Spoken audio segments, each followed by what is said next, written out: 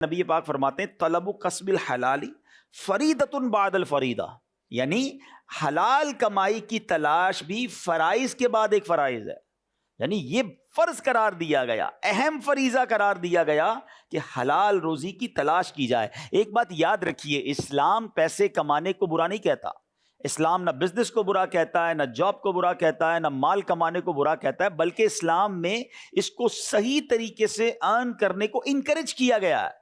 بعض اوقات یہ مسکنسیپشن پھیلایا جاتا ہے کہ جناب اسلام جو ہے وہ ویلدی ہونے کو ڈسکریج کرتا ہے، اسلام مال کمانے کو ڈسکریج کرتا ہے۔ ایسا نہیں ہے، اصل میں اس میں انٹینشن بڑی ضروری ہے۔ اگر آپ کی انٹینشن کریکٹ ہے، آپ کی نیت اچھی ہے، پھر تو اس کو ثواب قرار دیا گیا، پھر تو اس کو عبادت قرار دیا گیا۔ ہوا یہ کہ ایک بار نبی پاک علیہ الصلوۃ والسلام کی بارگاہ میں صحابہ کرام بھی موجود تھے، ایک بڑا نوجوان، بڑا صحت مند نوجوان گزرا، اور کبھی ادھر جاتا کبھی ادھر جاتا اپنے رزق حلال کمانے کے لیے۔ تو صحابہ کرام علیہ رضوان نے کہا کہ حضور یہ کاش اس کی جوانی اللہ کی راہ میں خرچ ہوتی، کتنا طاقتور، کتنا ہیلدی نوجوان ہے۔ تو نبی پاک علیہ الصلوۃ والسلام نے فرمایا کہ اگر یہ شخص اپنے چھوٹے بچوں کے رزق کی تلاش کے لیے نکلا ہے تو یہ اللہ عز و جل کی راہ میں ہے، یعنی یہ مجاہد کی طرح ہے۔ فرمایا اگر یہ شخص اپنے بوڑھے والدین کے لیے رزق کی تلاش میں نکلا ہے تو یہ اللہ عز و جل کی راہ میں ہے۔ فرمایا اگر یہ خود کو لوگوں کے سامنے ہاتھ پھیلانے سے بچانے کے لیے نکلا ہے تو یہ اللہ کی راہ میں ہے۔